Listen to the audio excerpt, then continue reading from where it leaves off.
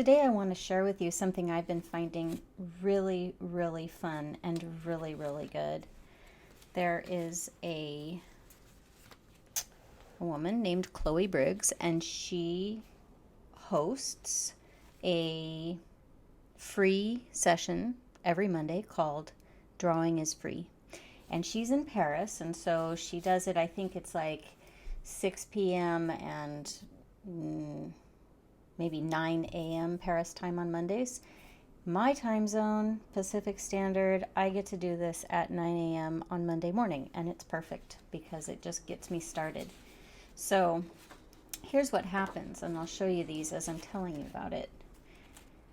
So you get on for an hour, and Chloe picks some of the people who are in the session. So these are all artists themselves, to pose for the duration of a song. So they might pose for 3 minutes, 4 minutes, 5 minutes, however long the song goes. And they can pose in whatever way they want to pose, which is fantastic. And every now and then there are two people, so you could choose which of the two you want to draw. So these are some past days. I think this might be last week. See, Zoe chose a profile, which was challenging for me because I'm not used to that. And then this is the week before it, I think. So by now I have just stacks and stacks of faces, which is wonderful. And the thing that I'm finding is that, teeth are so hard. The thing I'm finding is that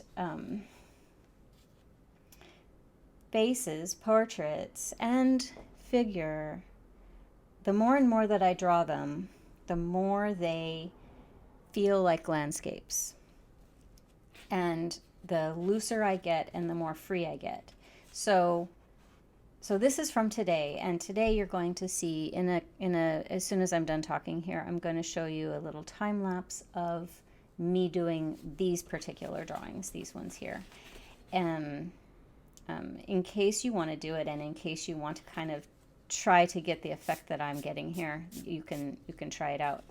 So the session always starts with Chloe always being the first person who poses. So this was her posture, and often she will put her hand or fingers into the frame, which is great because then you can practice your hands as well. And then she starts by choosing people. So as you'll see in the time lapse, what I did this time is I used Neocolor 2s, and I challenged myself to pick up different colors often, and you will also see that I use a technique that I found, that I discovered some time back, where if I have a color down like this and I dip my finger into the water, I can really quickly get a nice dark or just a field of color, whatever. And then if I want it to be lighter, I can take some of my paper towel and get, a whole different texture. So you'll see that in the time lapse that I do that quite a bit.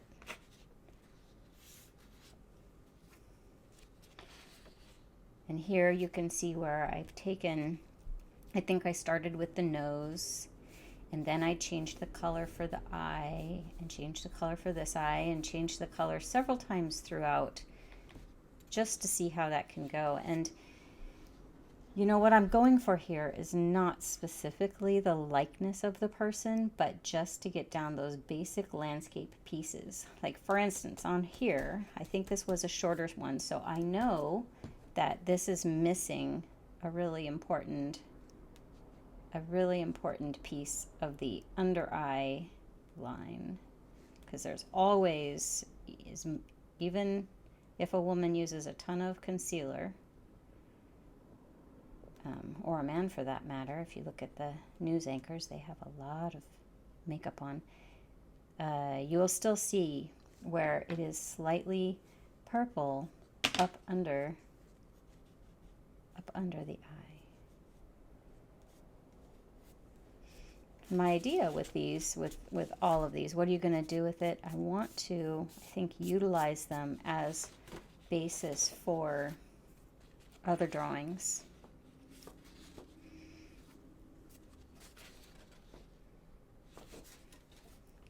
They're also quite good just to put up on the wall, just as they are. There's something lovely. Oh, another thing to pay attention to if you want to, on the time lapse. I'm not sure if you'll be able to really see it, but if you pay attention to how I hold the pencil or the crayon, it changes quite a bit. I may start, like if I started Elizabeth with her nose, which I probably did, I did it sideways, as evidenced by the way this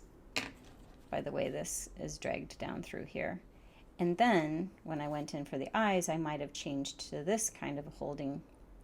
And then as I went down through if I find myself feeling tight, I find myself like tightening up on it, I will hold it as loosely as I can towards the back in order to not worry too much about that big shape that uses my whole arm. It doesn't just use my fingers in order to do that. Yeah. So this one was a really short pose and also an unusual pose because you don't often find this 3/4 with the head tilt, the Ted hilt. And I was being very careful to figure out where this eye is in relation to the glass frame. But I've done this enough that I now know that Noelle will have that shadow below. We will have a dark eyelid above, and there's going to be some kind of a, there we go, some kind of a eyebrow.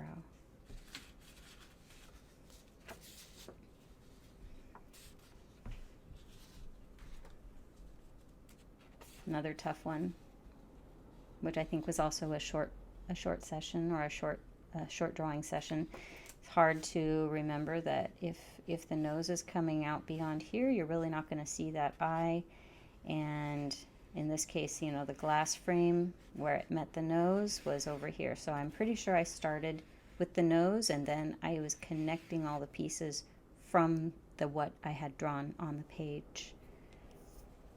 Like I was tempted at one point to start drawing the mouth down here, but when I looked, I had drawn the cheek already, and I noticed that the mouth started close to the bump of the cheek. So that was the correct positioning. And the final one. So here's what I use. I use this really big, I find that if I use a 9x12 paper, then it really helps me to get big.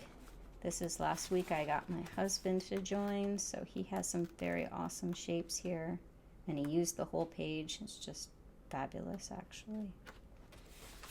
So yeah, I just go through and I tear out the pages when I'm done, and these cost like $10, $12, so they're not too expensive. I'll link this below if you don't already have your source for where you get your Canson. They're pretty good for a little bit of water media. And yeah, all right.